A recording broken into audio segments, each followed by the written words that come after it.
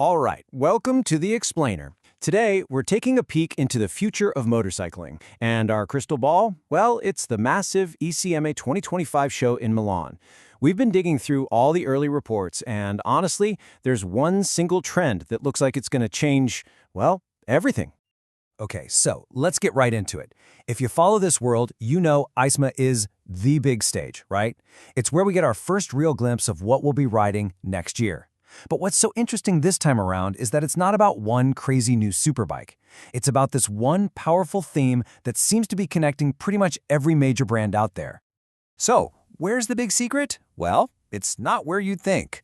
It's not with the biggest, fastest, most insane machines. Nope, it's happening right there in the middle of the pack. And you know, the source material we've been analyzing just nails it. Yeah, this quote right here, it just cuts straight to the chase. The entire industry, and I mean the entire industry, is making this huge coordinated shift. They're moving away from just focusing on those high-performance halo bikes. Instead, they're thinking smaller, they're thinking smarter, and honestly, they're thinking way, way broader. Okay, so why is this happening now? What's the big idea? Well, it all comes down to this. The brands are finally realizing they have to lower the barrier to entry. They're trying to make it way easier for more people to get into riding, to join their communities, and hopefully to stick around for the long haul. So let's take a look at who's really leading this charge. All right, so where's the proof, right? Where are we seeing this actually happen? The clearest sign, by far, is in the adventure bike market. Seriously, a brand new middleweight battlefield is about to just erupt, and some legendary names are jumping right into the fight. Just look at this new lineup. We're talking about three giants potentially going head-to-head.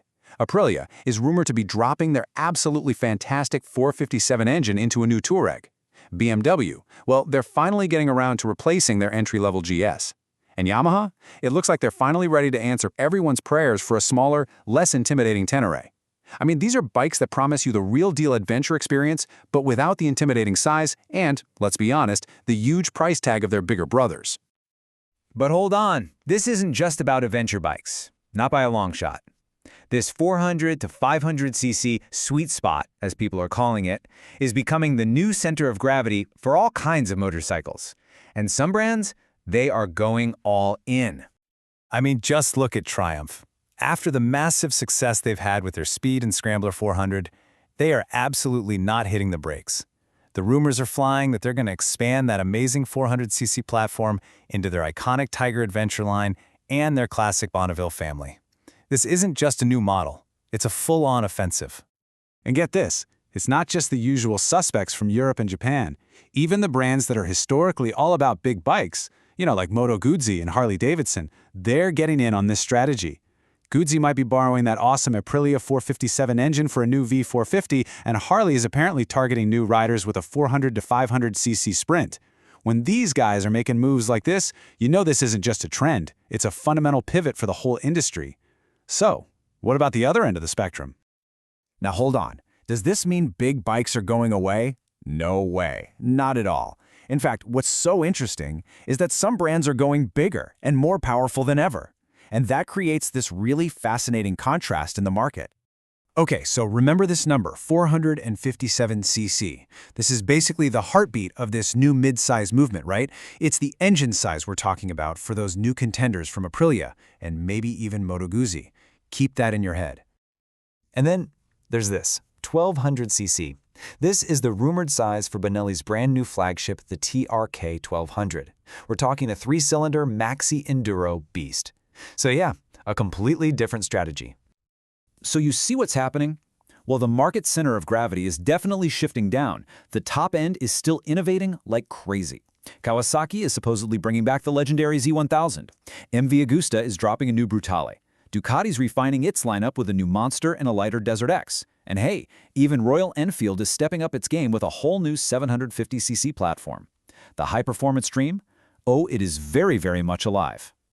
Okay, so let's bring this all back down to earth. What does all of this actually mean for you, the rider? Or maybe for the person who's been thinking about becoming one? What's the real-world impact of this huge industry shift? Honestly, this is the single most important thing to take away from all of this. For years, if you wanted a bike from a premium brand, it often meant you had to buy a big, expensive, and frankly super powerful machine. Well, that's changing. This whole trend means you're going to have more choice, you're going to get better value, and we're going to see more motorcycles that are just perfectly suited for the way most of us actually ride day to day. And that kind of leaves us with a big question, doesn't it? With this massive shift towards making bikes more accessible, are we watching the era of the giant, expert-only motorcycles slowly come to an end? It's a pretty interesting thought. Maybe the future of motorcycling is less about the ultimate top speed and more about the ultimate number of people out there enjoying the ride. And that's it for this explainer.